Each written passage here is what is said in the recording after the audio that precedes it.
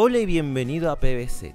Con el cierre de la era de Thanos y el inicio de un nuevo ciclo en el universo Marvel, qué mejor manera de celebrarlo, ponele, con un top donde pongamos a todos los villanos de esta continuidad cinemática para averiguar cuál es el mejor.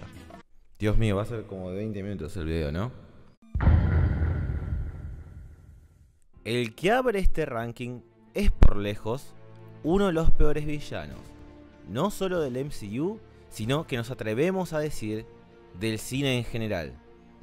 Es genérico, sin motivación más que la de ser malo, porque sí, y para el colmo tiene una falta muy severa que peca hasta en lo técnico a la hora de escribir un guión. Al comienzo de la película de Thor, se nos presenta a Luffy. ¿Luffy? Como el antagonista principal de la entrega, el terrible y poderoso rey de los gigantes de hielo. Sin embargo, acorde avanza la trama, el interés antagónico sobre él no solo se pierde, sino que recae completamente en un personaje que fue al comienzo presentado como un aliado a Thor, Loki, dejando a Luffy en un completo y hasta irrecuperable olvido. Es por todo esto que el padre de Loki queda con la nada agradable reputación de ser, entre los villanos más importantes del MCU, el peor, y con mucho mérito. Los villanos de Thor nunca fueron muy memorables, y es por eso que el siguiente en esta lista también pertenece a la trilogía del señor, Dios del Trueno. Malekith solo supera a Laufey por una razón: desde el comienzo hasta el final de la película mantiene el cargo de antagonista principal, cosa que no es un gran mérito, pero es un avance en comparación a lo que lo predecía. Malekith es un elfo oscuro que tras un largo letargo quiere gobernar el universo, listo, no hay más. La película en ningún momento se esfuerza ni lo más mínimo por explicar por qué quiere hacer esto. Malekith es malo porque sí y tiene que ser vencido por Thor, básicamente, también porque sí. Lo único importante que aporta es que en su afán de querer gobernar el universo, nos introduce a la audiencia una de las gemas del infinito, la de la realidad, por primera vez un elemento fundamental de la mitología de Marvel.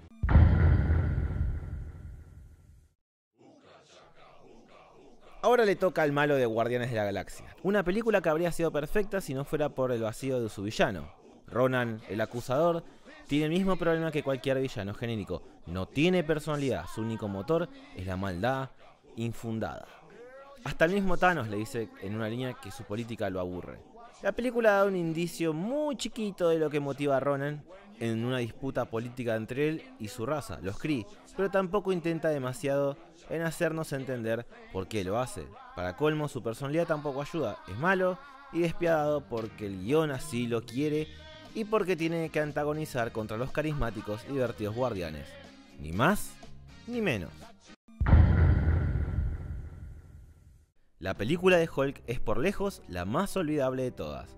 No solo por el hecho de que Edward Norton dejó de encarnar a Bruce Banner en esta, sí, por primera y última vez, sino que tampoco fue producida por Marvel, cosa que se nota mucho, por ser bastante aburrida, seria y oscura, como DC.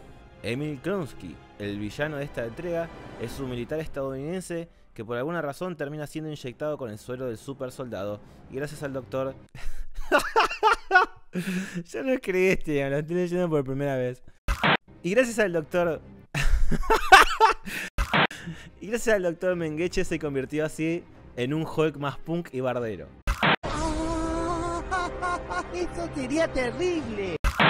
La pelea que tiene con Banner está bien, pero el aporte que hace la historia y el MCU en general es solo eso. Podríamos justificar que hace lo que hace por culpa del suero, pero eso tampoco hace que nos deje muy satisfechos como audiencia.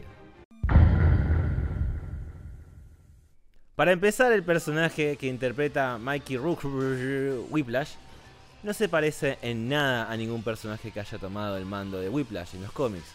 Según se sabe, trabajó mucho en la construcción del personaje. Fue a visitar una cárcel rusa, exigió que muchos de sus diálogos sean en ruso y hasta compró en su propio bolsillo el ave mascota que su personaje tiene en la película.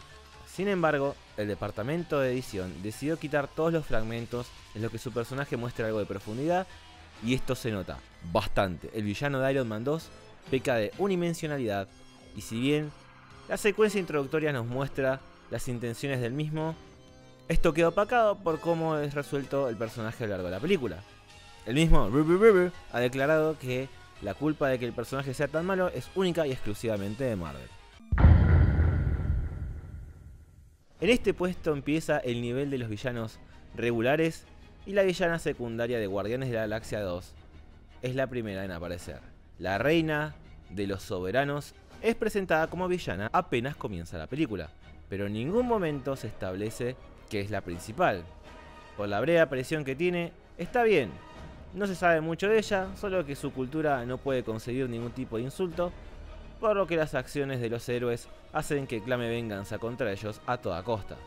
La escena post créditos la muestran como una potencial amenaza que puede, al momento de salir Guardianes de la Galaxia 3, hacer que suba puestos en el ranking, o también que baje. ¿Por qué no? Esta vez le toca al o los villanos de Doctor Strange. El personaje interpretado por Mads Mikkelsen visualmente es muy bueno, pero es lo único que tiene. Sus objetivos y motivaciones suenan realistas, pero en ningún momento se profundiza demasiado. Todo lo relacionado a Caecilius se ve opacado por la complejidad del mismo mundo en que se ambienta la película y la diversidad de matices que tienen los personajes más importantes de la misma, Strange y el Ancient One. De hecho, el mismo codirector declaró que nunca se buscó un villano muy complejo porque ya se tenía demasiado con todos los demás mencionados. Por otro lado, Dormammu, el ser cósmico que Caecilius quiere despertar, solo aparece al final como una muy descarada cabeza gigante hecha en CGI, pero no es derrotado, dejando abierta la puerta para una posible reaparición. No termino más. Es el turno de la villana de Ant-Man and the Wasp. Ghost es una chica con poderes de volverse intangible debido a un accidente con un portal cuántico, pero es súper inestable y solo puede controlar usando un traje, por lo que se encuentra en la constante búsqueda de una cura, la cual encuentra en el túnel cuántico de Hank Pym, Best Ant-Man.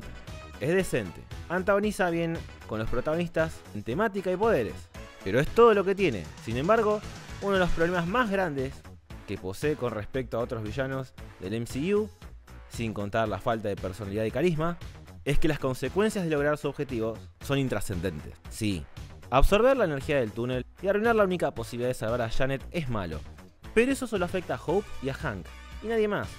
Por eso, más allá de que en toda la película se juega con el regreso de la primer Wasp, no existe una gran amenaza ni se genera una tensión de que el mundo puede cambiar de una forma impredecible, como ocurre con casi el resto de todos los villanos. Ava no busca poder, no busca cambiar el mundo, no busca venganza. Solo es una pobre chica que quiere curarse de un mal que la hace tener una vida normal literalmente imposible. Más que un villano, Ghost es una especie de antiheroína, que por giros del destino termina en el bando opuesto de los héroes. El Bigote se presenta como un villano convincente, un militar inescrupuloso que busca privilegiar su carrera a costo de experimentos de dudosa moralidad. Sin embargo, también se lo ve como un padre que se preocupa por su hija y que puede ajustar sus convicciones si se trata de conseguir un bien mayor, como lo hizo al aliarse con Bruce Banner para detener a Abominación. No se sabe si volverá para antagonizar contra Bruce, cosa que está súper instalada en los cómics, o si se convertirá en Red Hulk, al estar esta franquicia en una suerte de limbo legal, ya que Universal Studios mantiene los derechos del Gigante Verde y no Marvel. Capitán América The Winter Soldier es una de las mejores películas del MCU. Sólida y entretenida, y su villano principal es un villano escondido. Alexander Pierce es el director de S.H.I.E.L.D., organización que en realidad está controlada por Hydra. La interpretación de Robert Redford lo marcan como un villano elegante y sutil. Y si no fuera porque sus acciones solo tuvieron impacto en la trama de la película y todo el MCU, seguramente estaría mejor posicionado. No es un mal villano, pero habría sido mejor si se le hubiera profundizado un poco más, ya que su aparición fue fugaz, aunque decente. Hela es un caso especial. No presenta grandes matices y la película tampoco intenta mostrárnosla como un personaje con el cual debamos empatizar. Pero a pesar de todo, siempre que aparece se roba la escena con su potente personalidad. La gran actuación de Cate Blanchett y el hecho de que visualmente es muy fiel a los cómics, sin lucir ridícula, Hela ha demostrado ser una verdadera amenaza y su poder fue tan grande e imparable que Thor, otro dios superpoderoso, tuvo que recurrir a un villano más fuerte que ella para derrotarlo, destruyendo todo Asgard en el proceso. El científico en jefe de la división de Hydra, Armin Zola, se nos presenta en la primera Capitán América como el subordinado más fiel y también algo penoso de Johann Schmidt, cumpliendo todos los pedidos de este, en parte por miedo, otro por respeto y otra por admiración. Sin embargo, no es hasta en Capitán América The Winter Soldier en donde se nos muestra el verdadero potencial villanesco de Zola, Felipe Solá, quien fue capaz de trascender la muerte gracias a S.H.I.E.L.D., implantando su mente en una computadora y desde ahí ejecutar el proyecto Insight, un plan para darle a Hydra el control total de la civilización moderna mediante un complejo sistema de espionaje y control social. Esto hace que se convierta, desde las sombras, en el villano más temible de la segunda entrega del Capi. Nada mal. No queda en un puesto más alto porque mucha gente, y con razón, suele pasarlo por alto a la hora de tenerlo en cuenta como un villano del MCU. Cuando uno dice Iron Man, el primer villano que se le viene a la cabeza es el Mandarín. En los cómics, el Mandarín es un megalómano chino. Welcome to the rice fields, motherfucker. Con un genio científico y experiencia en el dominio de las artes marciales, que a su vez posee 10 anillos provenientes de tecnología extraterrestre, cada uno con un poder diferente, que debe ser llevado en un dedo distinto. El Mandarín en el MCU es un tanto diferente. El Mandarín al que se enfrenta a Robert Downey Jr. es en realidad una fachada, un personaje inventado de proveniencia más árabe que china, que solo sirve de distracción, interpretado por un actor en la historia, o sea, el personaje de la película se dedica a la actuación, que francamente resultó bastante gracioso. Todo esto es para ocultar al verdadero villano de la entrega, Ulrich Killian. Killian fue en sus comienzos una molestia para Tony, quien rechazó de manera bastante cruel, vale decir, la idea de trabajar con él y su proyecto de desarrollo del Extremix, una aplicación de nanotecnología para ingeniería genética, que terminó en la eventual creación de poderosos superhumanos con poderes de psicoquinesis y un factor de cura bastante avanzado. Años tras el rechazo, Killian termina convirtiéndose en un terrorista y la mayor amenaza a la que Tony tuvo que enfrentar en solitario. Solitario no, porque tuvo ayuda de Pepper, la Iron Legion y un pibito. Y... ¡Yeah! ¡Máquina de guerra! Ustedes me entienden. Hammer es la consecuencia directa de que Tony, al revelar a todo el mundo que es Iron Man, quizás no haya tenido la mejor de las ideas. Justin quiere destronar a las industrias Stark en el rubro armamentístico, y para eso no solo inicia acciones legales contra Tony, sino que además se alía con Whiplash para llevar a cabo su cometido. Al igual que Pierce, Hammer es un villano de saco y corbata que no se ensucia las manos, pero con tal de alcanzar la gloria apuesta el todo por el todo, incluso si eso conlleva poner en peligro la vida de miles de inocentes. Darren Cross fue el primer asistente de Hungry Pink, holy shit. Darren Cross fue el primer asistente de Hank Pym, el primer Ant-Man, en sus comienzos entablando una gran relación de maestro-discípulo a lo largo de los años, pero esta relación se rompió cuando Hank decidió jamás contarle los secretos de las partículas Pym, que permiten cambiar el tamaño de la materia que afectan. Es por esto que Cross se sumerge en la búsqueda de las partículas Pym por su cuenta, teniendo como principal combustible la envidia y el odio. A diferencia de Pierce o Hammer, Cross sí se dispone a hacer las cosas él mismo y no tiene ningún reparo en matar a sangre fría a quien se mete en su camino con su pistola encogedora, ni siquiera si se trata de su antiguo mentor, o una niña indefensa como lo fue la hija de Scott Lang, segundo Ant-Man, y héroe de la cinta. Corey Stoll ha hecho un gran trabajo interpretando a este personaje, y eso lo podemos notar en cada una de sus escenas, donde nos muestra un personaje egoísta, ambicioso, frío e inescrupuloso. El club del MCU es una amalgamación entre su estado pre y post poderes en los cómics. En los cómics, cuando obtiene sus poderes, es transformado en un ser totalmente diferente a cuando era un ser humano. En su versión fílmica siempre mantiene su forma humana y la pérdida de su brazo a manos de Ultron le permite tener un upgrade, un cañón sónico, similar al de los cómics, Klaue es un villano bastante carismático. La interpretación de Andy Serkis lo hacen ver como un villano egoísta y que no se toma nada realmente en serio, y por ende eso permite que se den pie a chistes en situaciones de mucha tensión para la trama, relajando al espectador. Visualmente no destaca y tampoco tiene grandes momentos de acción. De hecho, en las pocas veces que se lo ve envuelto en un conflicto, siempre se dedicó a escapar o evitar combatir a toda costa. Aún así, está justificado porque con este personaje nunca se aspiró a que sea la amenaza principal de ninguna de las historias. Es un villano simple pero efectivo, y aunque en el corto tiempo que tuvo en pantalla solo aparece como malo secundario, en función de otro villano más grande, ha demostrado ser memorable, incluso más que muchos otros antagonistas principales. Johannes Mürch cumple perfectamente su rol como villano en Capitán América: El primer Vengador. Red Skull es la antítesis exacta de Steve Rogers y Hugo Weaving encarnó al personaje de manera brillante. En todo momento podemos ver a un militar nazi obsesionado con la búsqueda del poder absoluto, alguien más nazi que el propio Hitler. El fanatismo y la obsesión que muestra Mürch con el Tesseract nos da la idea de que es alguien implacable y que no dudará ni parará por nada en el mundo para conseguirlo, y cuya intensidad en sus acciones sirvieron para inspirar a todo Hydra y el mismísimo Armin Zola, mencionado antes, a seguir con su propósito máximo de dominar el mundo. Sí, muy original. Sin embargo, Cráneo Rojo no muestra demasiada profundidad y la falta de empatía que podemos llegar a sentir por él y sus ideales hacen que no pueda aspirar más alto en el ranking. La primera película de Iron Man, la que dio inicio a todo este vasto universo cinematográfico de Marvel y que marcó un nuevo enfoque en las películas de superhéroes, es buena y por muchos motivos. Una de ellas es su villano.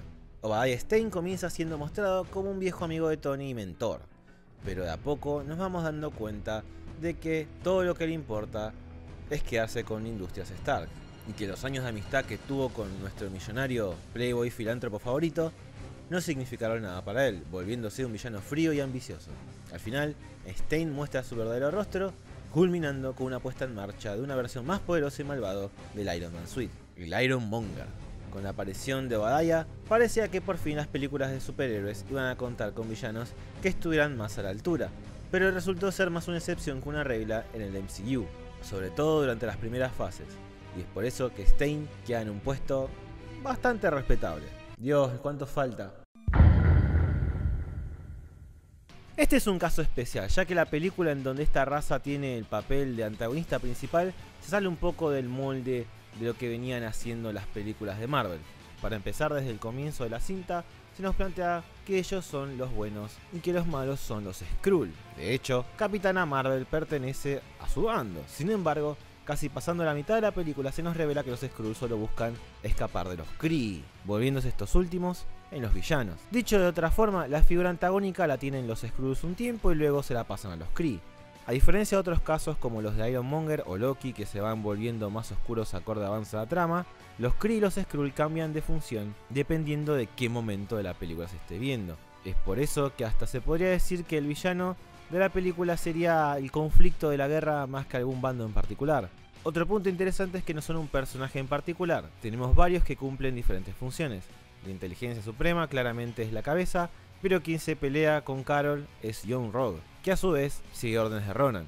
A pesar de no apegarse mucho al idea original que existe en los cómics sobre la guerra Kree y Skrull, sobre todo la infiltración Skrull, esta vuelta de tuerca supo darle riqueza y un aire de fresco a la fórmula marveliana de relatar un universo fílmico. En más de una ocasión se ha dicho que las motivaciones de un villano y la empatía que podemos tener para con él son muy importantes, y Helmut Zino cumple con esos requisitos tan cruciales para ser un villano bien escrito. Sí, la versión fílmica no es muy fiel que digamos con la de los cómics, pero las modificaciones, que fueron muchas, hicieron de él y de Capitán América Civil War en general un gran aditamento para las cintas de superhéroes. Zino sufre la enorme pérdida de su familia y seres queridos en Sokovia durante los eventos que sucedieron en la era de Ultron, y en busca de venganza trae un plan maestro para separar a los Avengers, enfrentándolos en lo que es una de las batallas más memorables del cine contemporáneo en general, Fight Me Dad. El villano, interpretado por Daniel Brühl, logra su cometido haciendo pelear a los dos bandos liderados por Iron Man y Capitán América, una pelea que al día de la fecha dejó una herida que aún sigue abierta y que se espera que en Avengers 4 finalmente sane.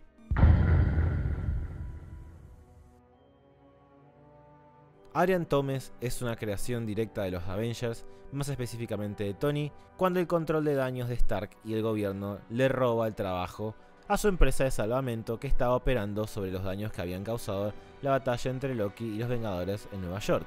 Todo cambió para Batman.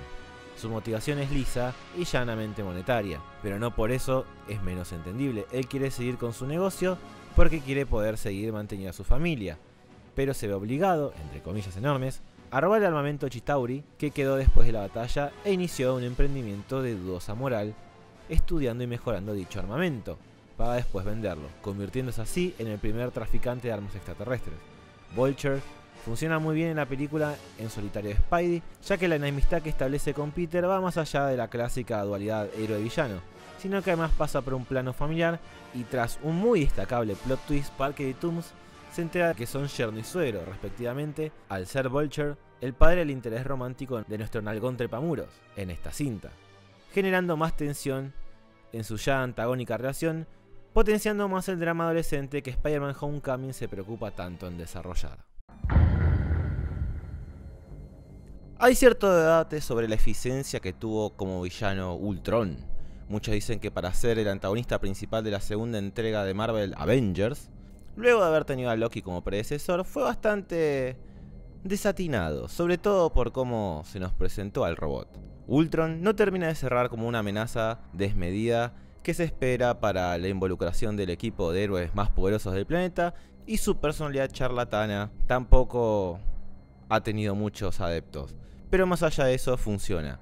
Siendo una inteligencia artificial creada por el trabajo combinado de los genios Tony Stark y Bruce Banner, Ultron serviría como un potente escudo protector para todos los planetas, pero la conciencia de este se va de las manos de sus creadores. No solo se rebela contra ellos, sino que decide que para proteger el planeta, los humanos deben ser erradicados del mismo, ya que los considera como la verdadera amenaza de la Tierra. Simple pero efectivo. Los planes de Ultron, por otro lado, también generan cierta duda con respecto a su efectividad, pero, aún así, este villano se ha logrado ganar algunas medallas bastante importantes. Supo ser un villano icónico del universo cinematográfico de Marvel, supo ejecutar acciones que tuvieron consecuencias directas y a largo plazo en este mencionado universo, y sirvió como preludio para la inminente e implacable amenaza que vendría en la tan aclamada Avengers Infinity War. Amenaza que ni siquiera el más confiado de los Vengadores quiere enfrentar, ni siquiera estando preparado. El escritor James Gunn ha sabido aprender de sus errores y en la segunda entrega de Los Guardianes de la Galaxia nos presenta a un villano con todas las letras. Ego se presenta como un buen tipo que resulta ser ni más ni menos que el padre de nuestro querido Peter Quill, perteneciente a una raza de divinidades cósmicas conocidas como los Celestials. El proyecto de Ego es sencillo y complejo al mismo tiempo. Habiendo nacido como un ser superior, decide viajar por todo el cosmos para encontrar vida, no sin antes habiéndose convertido en un ser biológico a voluntad para poder interactuar con los mortales y entenderlos mejor. Y sí, es en ese viaje donde no solo conoce a la madre de Star-Lord, sino a hembras de muchas otras razas y mundos, con las cuales se encargó de dejar descendientes para perpetuar su proyecto de vida cósmica. Todo muy lindo, sin embargo, Ego sigue viéndose como un ser superior, viendo a los mortales como seres inferiores, por lo que no debería sentir empatía alguna, incluyendo a sus hijos. Más tarde nos enteramos que Peter es uno de los muchos de sus hijos que terminaron encontrándose con él para luego ser asesinados por no contar con las aptitudes que Ego consideraba necesarias para seguir con sus metas. No solo eso, sino que fue el verdadero asesino de su madre, al implantarle un tumor cerebral con la excusa de que no quería seguir atado a ella emocionalmente y la única solución era matándola. Su único problema es la inconsistencia en cómo fue derrotado. Una divinidad cósmica ultrapoderosa en forma de un planeta viviente siendo destruido con una bomba. Lo hace tan malo como el desenlace de Escuadrón Suicida, literalmente. Aún así, todo lo anteriormente dicho hace de Ego un personaje interesante y complejo, y con la actuación de Kurt Russell, un villano de gran calidad. Uno de los principales motivos, si no el principal, por el cual Capitán América The Winter Soldier supo estar entre los mejores títulos de todo el MCU, desde el primer momento el Soldado de Invierno demuestra ser un mal de temer, poderoso e implacable. Se nos plantea como un obstáculo digno de la leyenda viviente Steve Rogers. Su historia también es interesante, de ser el mejor amigo de Rogers, creído muerto en acción, a volverse una máquina asesina por el lavado de cerebro de Hydra. es uno de los mejores plot twists del MCU. Todo esto también implica una tensión muy chispeante con el Capi, quien debe tener una resolución sí o sí muy emocional e intensa, agregándole matices y complejidades al personaje que pocos villanos han sabido tener. Lamentablemente para algunos, Bucky terminó volviéndose parte de los buenos, pero debido a la naturaleza del personaje es inevitable. Winter Soldier es uno de los grandes íconos del MCU, trascendiendo la entrega de donde aparece y convirtiéndose en una pieza fundamental de dicho universo.